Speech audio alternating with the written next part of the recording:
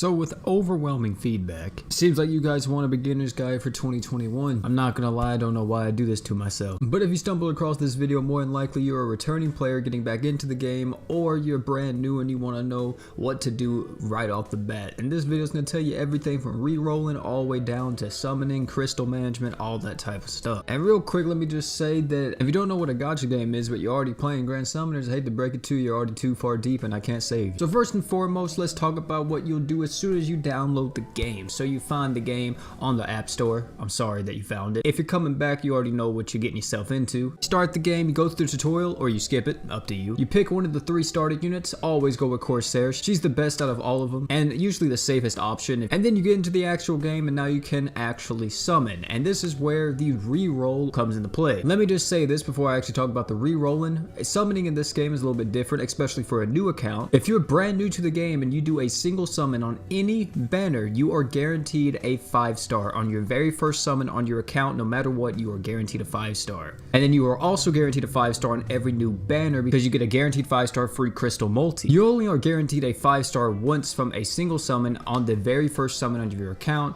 So you want to take that into consideration whenever you're just starting in order to get the maximum efficiency, the best odds, all that type of stuff, and getting what you want. Make sure you're doing a single summon into a multi-summon. I'm not going to talk about it too much more than that, but if you want more of a deeper explanation of how to reroll, card popping up on your screen, I made a video a while back talking about how to reroll, and there's tons of guides out there as well on how to reroll. As far as the best units go or who to reroll for, it changes depending on the time you start the game. If you're starting doing a crossover, then it's probably likely that you want one of the crossover units, so why not go for one of them? But if you're starting during a different time, maybe a Knights of Blood banner or Frost Ablaze or whatever we're having at that point, you'll want to either go to the Reddits or go to my YouTube channel and look at the Should You Summons, or go to my Discord or any of the Discords out there and just ask in there, hey, I'm a new player, what's the best reroll right now? And then people will tell you, this is that. And you can go for what we recommend or you can go for whatever you want. It doesn't really matter. Just make sure whenever you're starting out, in order to get the best odds, you're picking some pretty good stuff. If you're just re-rolling for whoever and you don't really care, you just want like 2 5-stars, you don't care who they are,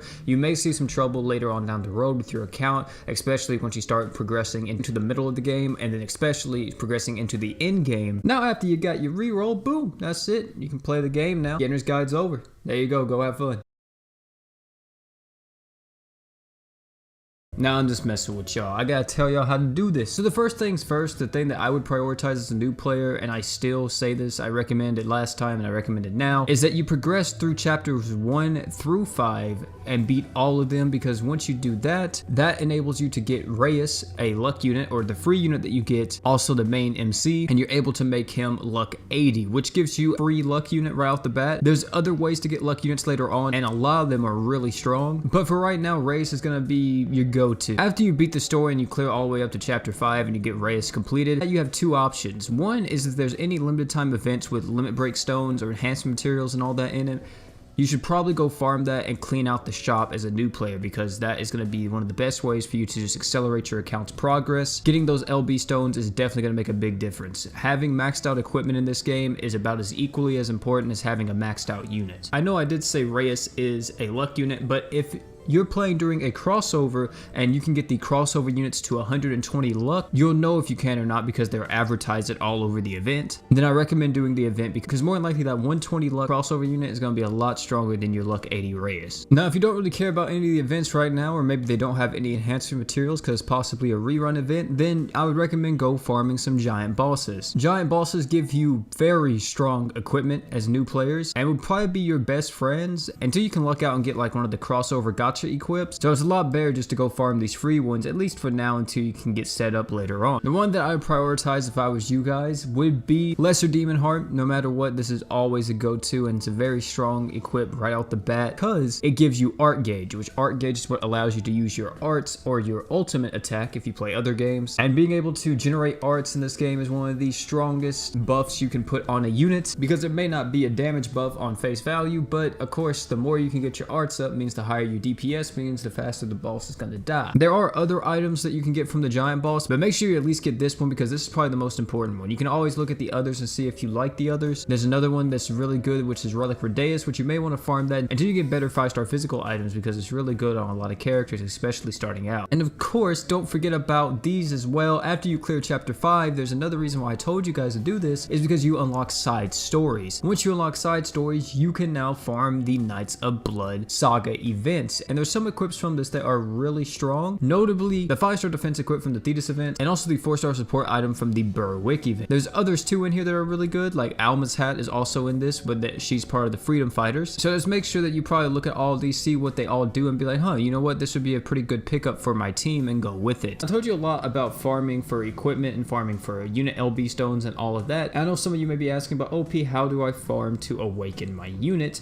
And well, you just go to the giant boss that is currently listed. If you want to prioritize that more so than getting the equipment first, then going ahead, why not? It's up to you, so either way isn't really a bad option. And since we're on the topic of equipment and upgrading units, there will also be a thing that you get as a new player or possibly even a returning player depending on when you come back, which is your unit of choice ticket. You'll get one of these for 4-star equips, 5-star equips, true weapon equips, and also for, of course, a guaranteed unit that you can select from the unit of choice pool. Now, I update this every single year once we get the new unit of choice pools, so I won't actually put recommendations here. Depending on when you're starting out, just look it up on my YouTube channel because it's always updated every year and I always make a new video on it. And currently we're about to get a brand new unit of choice pool, so I don't want to say anything yet. Of course, like I said, it should be coming out in the next few weeks depending on when the unit of choice pool actually drops this year for global. And I know what you're thinking. OP, this is a lot, man. This is gonna be a lot of grinding, a lot of farming. And yes, I know, I went through it all whenever I started playing the game about 3 years ago. But do not worry, my friend, you are not alone because voila, you have multiplayer, which is probably the best feature GS has to offer. If it didn't have multiplayer, I'm gonna be honest, I would drop this game years ago. But multiplayer is one of the best features GS has because you can take the grind and you can do it with others. And let me say the multiplayer function has definitely changed a lot since I played because they made it a lot easier to, of course, farm, you know, for hours on end.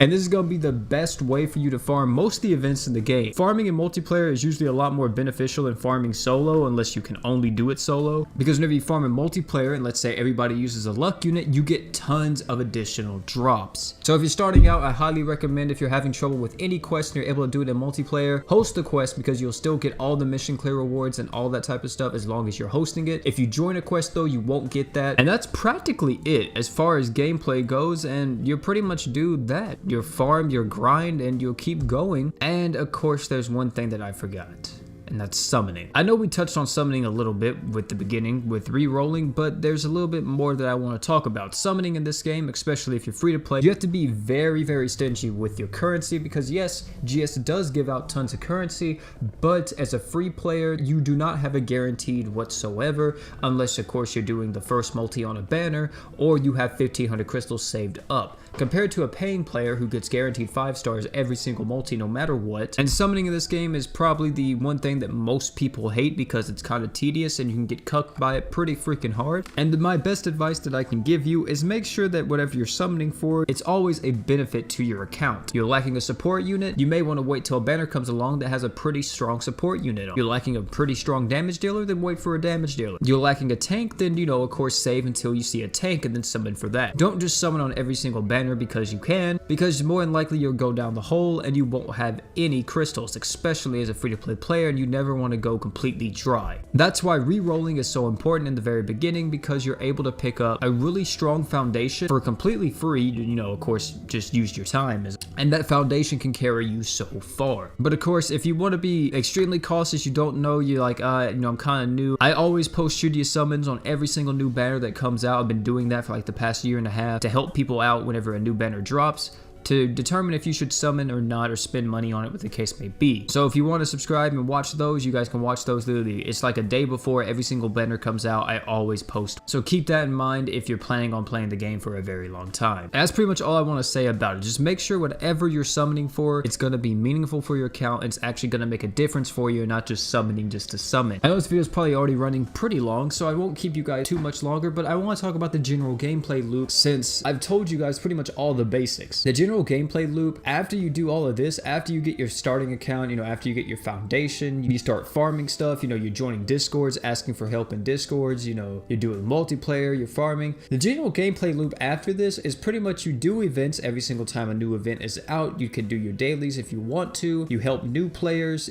once you become a veteran player, of course. You farm for any equip that you want. You do whatever you want. You could even do arena. I know I didn't talk about arena, but that is also something that you can do. I do recommend that you do it as a new player because I didn't really want to do too much on it because I think I also have an arena guide somewhere on my channel. Once you hit the end game though, you pretty much become what I am, a veteran player that really only gets stuff from helping out new players, farming a new event, farming for whatever I might need, and then going pretty hard in raids and mines, which are the in-game modes. Also, we have Dungeon of Trials, which is another in-game mode, but it requires a variety of units, and you probably won't be able to do this till at least like 4 or 5 months into playing the game, possibly even 6. Just because of the amount of units you need a wide variety of units to even beat that. And that's pretty much the end game. The main in-game activities is going to be the raid for you and the mines, and later on we are getting some other stuff, which is like super giant bosses and stuff like that should be coming out within the next few months. It's just going to be another in-game activity, but that's pretty much it, and that's the gameplay loop after that. But if you want to know anything else about the game that I may not talked about here, you guys can go onto YouTube, type in whatever you want, and more than likely I have a video on it. Of course, if I don't have a video on it for whatever reason,